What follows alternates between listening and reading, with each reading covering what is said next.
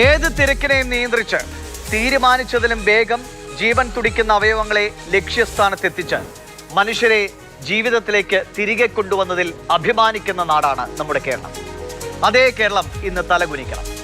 വഴിപാട് പോലെ നടത്തപ്പെടുന്ന പണിമുടക്കിൽ ഇന്ന് സംഭവിച്ചത് അറിയുക. ഇന്നത്തെ പ്രൈം സ്റ്റോറി കണ്ണില്ലാത്ത പണിമുടക്ക്. KSRTC കൊറിയർ ഓഫീസ് സമരക്കാർ അടപ്പിച്ചപ്പോൾ വഴിയിലായത് ഒരു മനുഷ്യന് പ്രകാശമാകേണ്ട കോർണിയയാണ്. അവയവം കൈപ്പറ്റാനാവാതെ പരിഭ്രമിച്ചുപോയ ആശുപത്രി ജീവനക്കാർ. സംഭവം അറിഞ്ഞ ഓഫീസ് തുറപ്പിച്ച് കോർണിയ ആശുപത്രിയിലേക്ക് എത്തിച്ചു. ആ മനുഷ്യരുടെ ഭാഗ്യം കൊണ്ടും ഈ ശസ്ത്രക്രിയ ചെയ്യാൻ കുറച്ച് സമയമുള്ളതുകൊണ്ടും ഭാഗ്യം എന്ന് പറയാം. പക്ഷേ ആരെ തോൽപ്പിക്കാനാണ് ഇന്ന് നമ്മൾ ഈ കാണുന്ന ഈ സമരാഭാസങ്ങൾ അരങ്ങേറുന്നത്? സ്വയം തോൽക്കാൻ.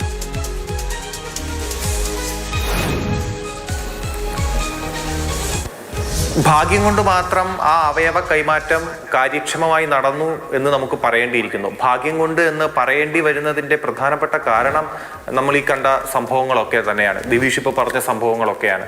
അതായത് ഒരു സമരത്തിന്റെ പേരിൽ സമരാനുകൂലികൾ ചെയ്യുന്ന പ്രവർത്തികൾ, അത് എന്ത് പ്രവൃത്തിയായിക്കോട്ടെ, അറിഞ്ഞോ അറിയാതെയോ ചെയ്യുന്ന പ്രവൃത്തികളായിക്കോട്ടെ, പക്ഷെ ഈ പ്രവർത്തികൾ ഏതൊക്കെ രീതിയിൽ ആരെയൊക്കെ ഏതൊക്കെ തരത്തിൽ ബാധിക്കുന്നു എന്നുള്ളത് ഈ ചെയ്യുന്നവരൊന്നും ചിന്തിക്കുന്നില്ല എന്നുള്ളതാണ് വളരെ പ്രധാനപ്പെട്ട കാര്യം. അതിനുള്ള ഒരു ഉത്തമ ഉദാഹരണമാണ് ഇന്നത്തെ പണിമുടക്കിൽ കണ്ട ഈ സംഭവം എന്ന് പറയുന്നത്. തിരുവനന്തപുരം ജനറൽ ആശുപത്രിയെ സംബന്ധിച്ച് ഈ സമാനമായ കേസുമായി ബന്ധപ്പെട്ട് 2 ആഴ്ച മുമ്പ് ഒരു ശസ്ത്രക്രിയ ജനറൽ ആശുപത്രിയിൽ വിജയകരമായി പൂർത്തിയാക്കിയതാണ്. അപ്പോൾ അതിന് സമാനമായ രീതിയിലുള്ള ശസ്ത്രക്രിയയാണ് ഇനി നടക്കാൻ പോകുന്നത്. അത് ശനിയാഴ്ചയാണ് എന്നാണ് നമ്മൾ അറിഞ്ഞത്. അപ്പൊ അതിന് വേണ്ടിയിട്ട് കൊച്ചിയിലെ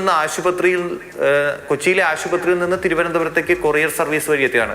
അന്നും കൊറിയർ സർവീസ് വഴി തന്നെയാണ് ഈ അവയവം കൊണ്ടുവന്നത്. അപ്പോൾ ഇത് വാങ്ങാൻ വേണ്ടി വന്ന സമയത്ത് ആ സമയത്ത് ഇവരെത്തി ആ ഒരു അങ്കലാപ്പിനിടയിലാണ് ഞാൻ ചെന്ന് കയറുന്നത്. അപ്പോൾ അവർ ഒരു പരിഭ്രാന്തിയിലായത് എത്രത്തോളം ഉണ്ടാകും എന്ന് നമുക്കറിയാം. ചിലരുടെയൊക്കെ നല്ല ഇടപെടൽ കൊണ്ടാണ് അത് മറ്റ് പ്രശ്നങ്ങളൊന്നും ഇല്ലാതെ, അതായത് രാവിലെയാണ് ഈ സംഭവം. ഈ 10 മണിക്ക് മുമ്പേ തന്നെ ഈ അവയവം കയ്യിലെത്തണം, അത് ആശുപത്രിയിലേക്ക് എത്തിക്കുകയും വേണം. ഇതായിരുന്നു ആശുപത്രി ജീവനക്കാർക്ക് മുന്നിലുണ്ടായിരുന്ന വഴി. പക്ഷേ 8 മണിക്കോടുകൂടി അവരവിടെ എത്തുന്നു. ഞാൻ അത് കഴിഞ്ഞ ഒരു 8:30 സമയത്താണ് ഞാൻ അവിടെ എത്തുന്നത്.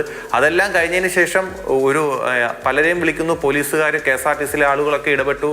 9 മണി കഴിഞ്ഞതിന് ശേഷമാണ് ആ പാഴ്സൽ കയ്യിൽ കിട്ടുന്നത്. പിന്നെ അവർ എത്രയും പെട്ടെന്ന് തന്നെ ആശുപത്രിയിലേക്ക് പോകാനാണ് നോക്കിയത്. നമ്മൾ ചിന്തിക്കേണ്ട കാര്യം, ഇത് അങ്ങനെ ഒരു സംഭവം നടന്നില്ലായിരുന്നു എങ്കിൽ, എന്ത് കാരണം പറഞ്ഞാലും ശരി തന്നെ, ഇത്രയും ഗൗരവമായ വിഷയം, ഒരു മനുഷ്യന്റെ കണ്ണിന് പ്രകാശം നൽകേണ്ട ഒരു അവയവമാണ്, ആ ഒരു ശസ്ത്രക്രിയയാണ് നടക്കാൻ പോകുന്നത്. അതിന് വേണ്ടിയിട്ടാണ് ആ അവയവം കൊണ്ടുവന്നത്. അപ്പോൾ അത് നടന്നില്ലായിരുന്നുവെങ്കിൽ എത്രത്തോളം ഗൗരവമായിരുന്നു ആ വിഷയം എന്ന് നമ്മൾ ചിന്തിക്കേണ്ടിയിരിക്കുന്നു. എത്രത്തോളം സീരിയസ് ആയിട്ട് ആ വിഷയം കാണേണ്ടിയിരിക്കുന്നു. അത് എന്തുകൊണ്ടോ പലരുടെയും നല്ല ഇടപെടൽ കൊണ്ടും നല്ല സമീപനം, നല്ല സമയം കൊണ്ടും എന്ന് വേണ്ടി പറയേണ്ടിയിരിക്കുന്നു. മറ്റ് പ്രശ്നങ്ങളൊന്നും ഇല്ലാതെ ആ അവയവം കൃത്യമായി കൈമാറ്റം ചെയ്യാൻ കഴിഞ്ഞു എന്നുള്ളതാണ് വളരെ ആശ്വാസകരമായ കാര്യം.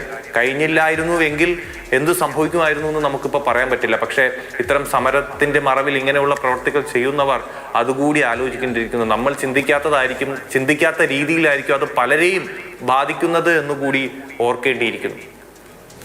തീർച്ചയായും ഹരി പറഞ്ഞ പോലെ അത്ര അടിയന്തരമായിട്ട് വേണ്ട ഒരു അവയവം, അല്ലെങ്കിൽ അങ്ങനെ ശസ്ത്രക്രിയ ഉടനടി നടത്തേണ്ട ഒരു സാഹചര്യമായിരുന്നുവെങ്കിൽ ഒന്ന് ആലോചിച്ച് നോക്കൂ.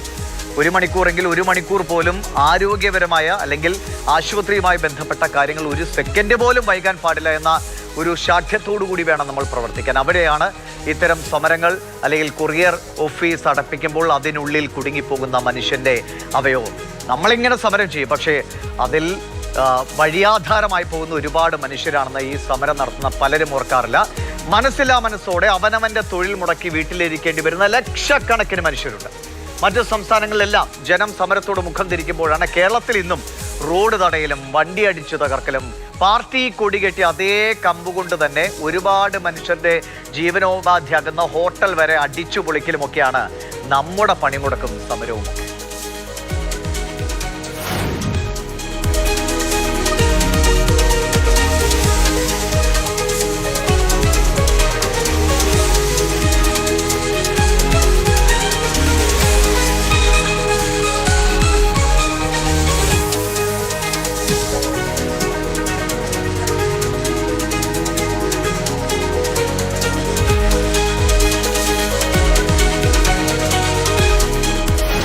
ഇത് കോട്ടയം ചങ്ങനാശ്ശേരിയിൽ നടന്ന സംഭവമാണ് നമ്മൾ കണ്ടത്. ഇനി വയനാട്ടിലേക്ക് പോകാം. അവിടെ ലോഡുമായി എത്തിയ ലോറിയെ തടഞ്ഞപ്പോൾ സഹികെട്ട് ആ ഡ്രൈവർ പ്രതികരിച്ചു. ഞാനും തൊഴിലാളി തന്നെയാണ്, ജീവിതമാണ് നിങ്ങൾ മുടക്കുന്നത്.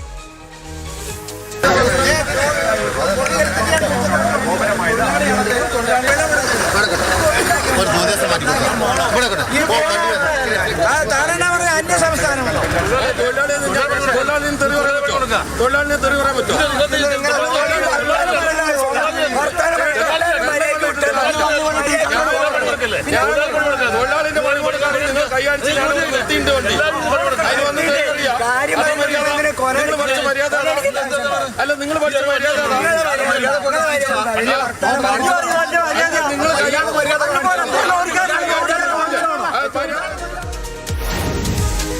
ജീവിക്കാൻ വേണ്ടി മറ്റു സംസ്ഥാനങ്ങളിൽ നിന്ന് ലോഡുമായി മണിക്കൂറുകൾ നീണ്ട യാത്രക്കൊടുവിൽ എത്തിച്ചേരുമ്പോഴാണ് ഇതുപോലെയുള്ള സമരക്കാർ മുമ്പിലേക്ക് ചാടുന്നത്. തൊഴിലാളിയാണെന്ന് കരുതി തെറി പറയാമോ എന്നാണ് അവസാനം സഹിയിട്ട് അയാൾ ചോദിക്കുന്നത്.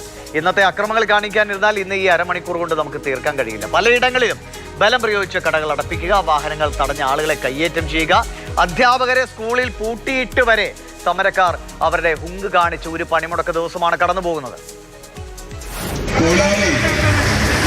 ആ തൊഴിലാളിക്കൊരു കമ്പനി ഒരു ഫാക്ടറിയിൽ തൊഴിൽ ലഭിച്ചു കഴിഞ്ഞാൽ ഒരു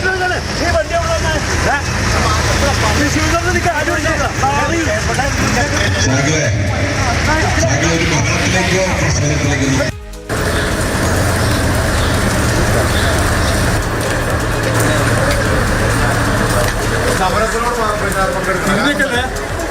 പിന്നെ കേന്ദ്ര സർക്കാരിന്റെ ജനവിരുദ്ധ നയങ്ങൾക്കെതിരെ സർക്കാർ പിന്നെ ഈ രാജ്യത്ത് ഉടനീളം സമരത്തോട് പിന്തുണക്കണം. നിങ്ങൾ ഈ സമരം ഒഴിവാക്കാൻ ശക്തമായ പ്രവർത്തനമൊക്കെ ഉണ്ട്.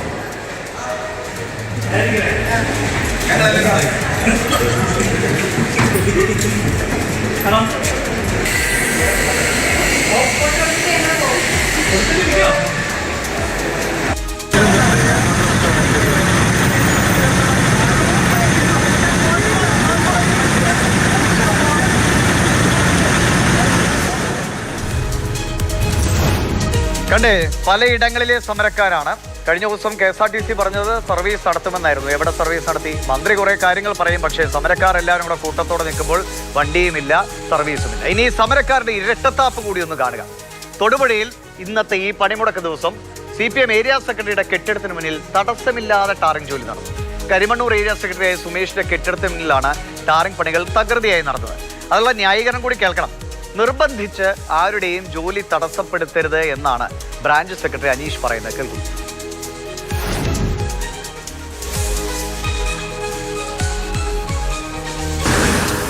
എല്ലാ തൊഴിൽ വിരുദ്ധ നയങ്ങളും ഇല്ലാതാക്കണമെന്നാണ് എൻ്റെ അഭിപ്രായം. ലേബർ കോഡുകൾ മുഴുവൻ പിൻവലിക്കണമെന്നാണ് എൻ്റെ അഭിപ്രായം. പണിമുടക്ക് എന്ന് പറഞ്ഞാൽ തൊഴിലാളികളുടെ വയറ്റത്തടിക്കുന്ന ലേബർ കോഡുകൾ അത് പിൻവലിക്കണം എന്ന് തന്നെയാണ് എൻ്റെ അഭിപ്രായം. പണിമുടക്കാൻ എല്ലാവരും സഹകരിക്കണം എന്നാണ് എൻ്റെ അഭിപ്രായം. നിർബന്ധിച്ച് സഹകരിക്കാൻ പറ്റില്ല. നമ്മൾ പണിമുടക്ക് സ്വന്തമായിട്ട് പണിയെടുത്ത് തൊഴിൽ പണി മുടക്കണവർക്ക് പണി മുടക്കാൻ സ്വാതന്ത്ര്യമുണ്ട്. ജോലി ചെയ്യണവർ ജോലി ചെയ്യാൻ സ്വാതന്ത്ര്യമുണ്ട്. കയ്യിൽ നിന്ന് പോയെന്ന് അദ്ദേഹത്തിന്റെ പ്രതികരണത്തിൽ തന്നെ മനസ്സിലാക്കുന്നുണ്ട്. നിർബന്ധിച്ച് പണിമുടക്കാൻ കഴിയില്ല, ആരുടെയും ജോലി തടസ്സപ്പെടുത്തരുത് എന്നാണ് ആ CPM നേതാവ് പറഞ്ഞത്. മര്യാദ, മനസാക്ഷി എന്നൊക്കെ ചിലത് സാധാരണ മനുഷ്യർക്കുണ്ട്. പാവ മനുഷ്യരെ ഭീഷണിപ്പെടുത്തിയും ആക്രമിച്ചും സമരം വിജയിപ്പിക്കാൻ കച്ചകെട്ടി ഇറങ്ങിയവർ പറയുകയാണ് നിർബന്ധിച്ച് ആരുടെയും ജോലി തടസ്സപ്പെടുത്തരുതെന്ന്. കേൾക്കാൻ എന്ത് രസം! ഇതിന് മനുഷ്യന്റെ തൊലിക്കട്ടി പോരാ, കാണ്ടാമൃഗത്തിന്റെ തൊലിക്കട്ടി തന്നെ വേണം. സമരത്തെ എതിർത്താൽ ഉടനെ ഒരു ചാപ്പയടിക്കും, തൊഴിലാളി വിരുദ്ധൻ എന്ന ചാപ്പ. ഇക്കാലം അത്രയും അവകാശങ്ങൾ നേടിയത് സമരങ്ങളിലൂടെയാണ് എന്ന വാദവും ഉടനെ കേൾക്കാം. സമരങ്ങൾ മനുഷ്യന്റെ ജീവിതയാത്രയുടെ ഭാഗം തന്നെയാണ്. ഇതുവരെ മനുഷ്യൻ എത്തിയത് സമരങ്ങളിലൂടെയൊക്കെ തന്നെയാണ്. പക്ഷേ കാലം മാറുന്നത് കൂടി തിരിച്ചറിയണം. ആളുകളെ ഇങ്ങനെ കെട്ടിയിട്ടുള്ള, അവരെ പേടിപ്പിച്ച് ആക്രമിച്ചുള്ള സമരങ്ങൾ വേണോ? ഇത്തരം സമരങ്ങളോട് ജനങ്ങൾക്കുള്ള വിമുഖത നമ്മുടെ നേതാക്കൾക്കോ സംഘടനകൾക്കോ മനസ്സിലാകുന്നില്ലേ? മറ്റ് സംസ്ഥാനങ്ങളിലെല്ലാം അവരവരുടെ ജോലിയുമായി മുന്നോട്ട് പോകുമ്പോൾ കേരളത്തിൽ സമരക്കാർ ഇങ്ങനെ ആക്രമിച്ചും ബലം പ്രയോഗിച്ചുമൊക്കെ സമരം വിജയിപ്പിച്ച് ഞങ്ങൾ വിജയിച്ചേ എന്ന വീരവാദം പറഞ്ഞിരിക്കും. നഷ്ടമാർക്കാണ്?